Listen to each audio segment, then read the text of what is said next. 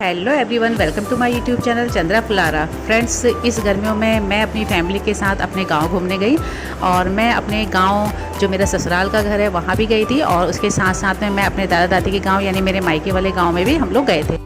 तो फ्रेंड्स, हम सुबह सुबह मॉर्निंग में 6 बजे घर से चले गए थे, ऑटो में बैठ के बस अड्डे तक गए थे। बस अड्डे पे जब हम पहुँचे तो यहाँ पर बहुत ज़्यादा भीड़ हो रखी थी, यानी कि बसों में भीड़ हो रखी थी। तो हम लोग ने इधर उधर देखा कि कोई बस शायद हमें खाली मिल जाए, हल्द्वानी से रानीखेत या हल्द्वानी से चकोटिया दौराहाट की बस कोई भी एक मिल जाए।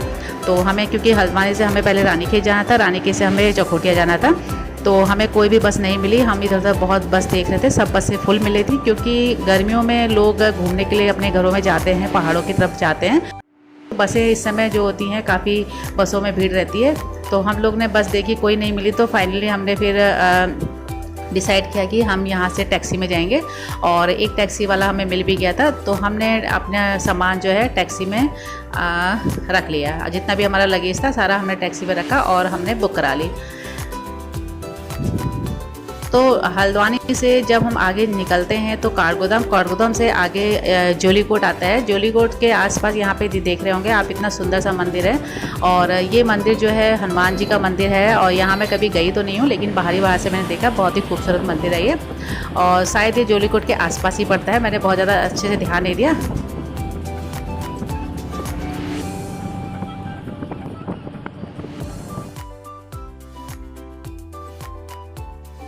और हम थोड़ा सा आगे जब बढ़ते हैं तो उसके बाद यहाँ पे भवाली आता है।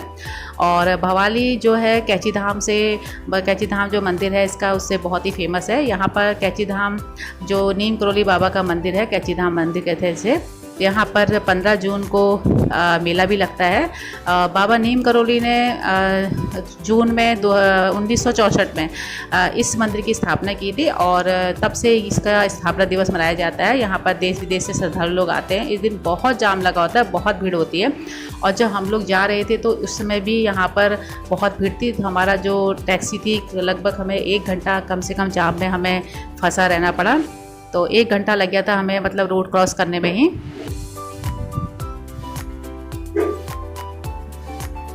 तो इसके बाद कैची धाम मंदिर की खूबसूरती आप जैसे कि देख रहे हैं, कितना सुंदर मंदिर लग रहा है। और इससे आगे ही यहाँ पर थोड़ा सा भवाली का जो मार्केट है वो आया था। तो इसका क्योंकि हम लोग टैक्सी में थे तो अच्छे से वीडियो नहीं बना पाई, तो ये यहाँ का मार्केट है।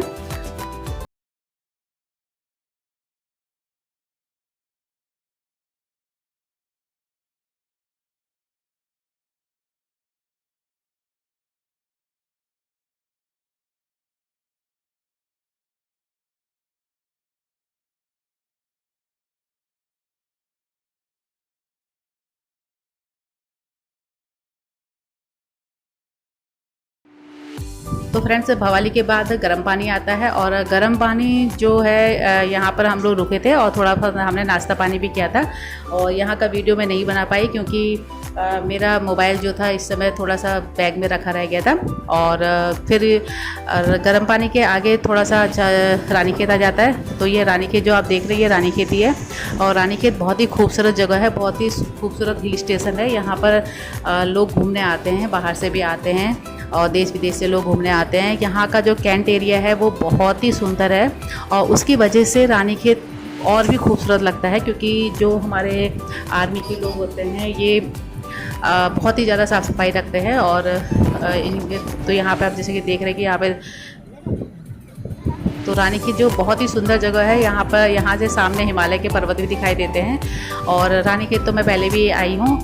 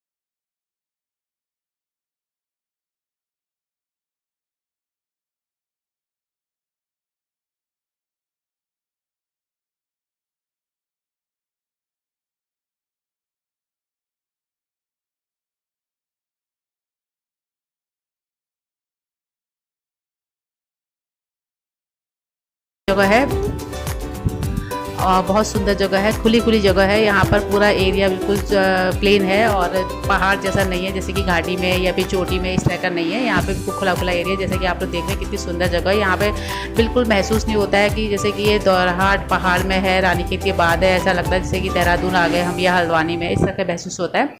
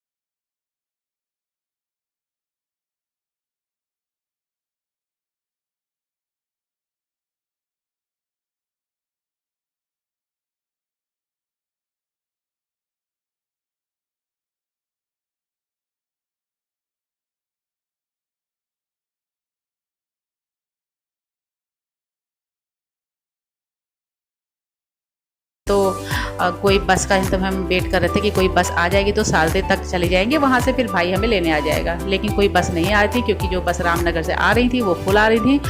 तो फिर फाइनली हमने यहाँ पर 1 डेढ़ घंटे वेट करने के बाद फिर से हमने यहाँ पे से टैक्सी बुक करी, और टैक्सी जो हमें घर तक पहुँचाती।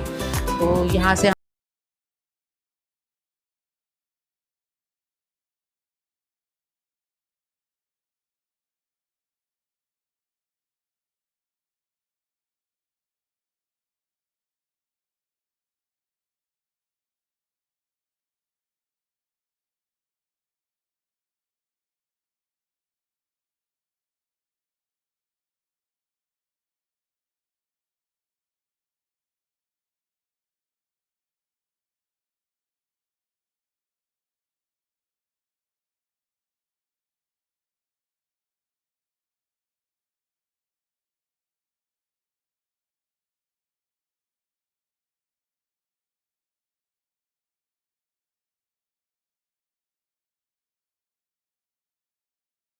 तो यहाँ ये सालदे का मार्केट है, बहुत सुंदर लगता है। यहाँ से बस थोड़ा सा ही आधा 1 घंटे का मुश्किल से शायद हमारा आधा घंटा होगा लगेगा शायद हमारे गांव को। तो हम लोग 4 लोग थे, मैं, मेरे हस्बैंड, मेरा बेटा और मेरी सिस्टर। तो हम लोग को किसी को आइडिया नहीं था इस रूट से कि हमारा घर कहाँ पे है, क्या है। बस हमें इतना पता था सालदे तक जाना है। तो वहाँ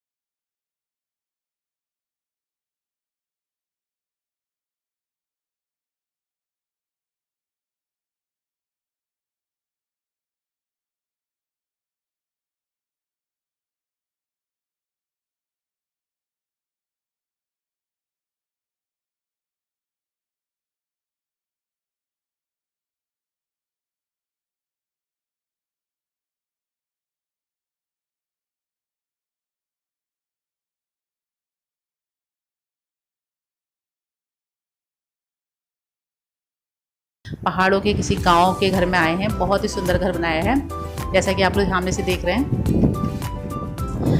और जूचिया खाल जो पोखाल हमारे दादा दादी का गांव है, यहाँ आने का हमारा मकसद ये था कि यहाँ पर एक मंदिर, नरसिंह देवता के मंदिर की स्थापना होनी थी। वहाँ पे देवताओं को स्थापित करना था। तो उसी के उपलक्ष्य में यहाँ पे कार्यक्रम था यहाँ पर। तो हम लोग को, जो हम बेटियाँ हैं, हम लोग को भी इनवाइट किया गया था।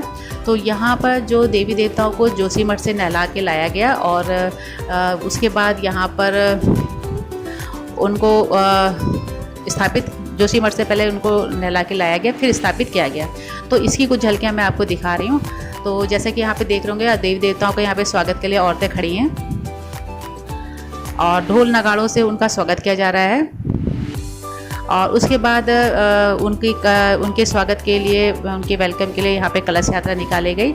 तो जो हमारे उत्तराखंड का जो हमारा ट्रेडिशनल ड्रेस होती है, ट्रेडिशनल हमारे जो ज्वेलरीज होती है, ये सब पहनकर महिलाओं ने कलश यात्रा निकाली थी। और उसके बाद देवी देवताओं को नीचे लाया गया और मंदिर में उनको उसके बाद देवी देवताओं को नीचे लाया गया और मंदिर में देवी देवताओं को स्थापित किया गया। तो यहाँ पर जो मंदिर में भंडारा हुआ, कीर्तन हुए और हवन पूजा बहुत कुछ हुआ। तो यहाँ पर हम लोग ने भंडारे में खाना भी खाया, कीर्तन हुए, बहुत ही अच्छा लगा यहाँ पे। और नरसिंह देवता की कृपा है कि हम लोग यहाँ पर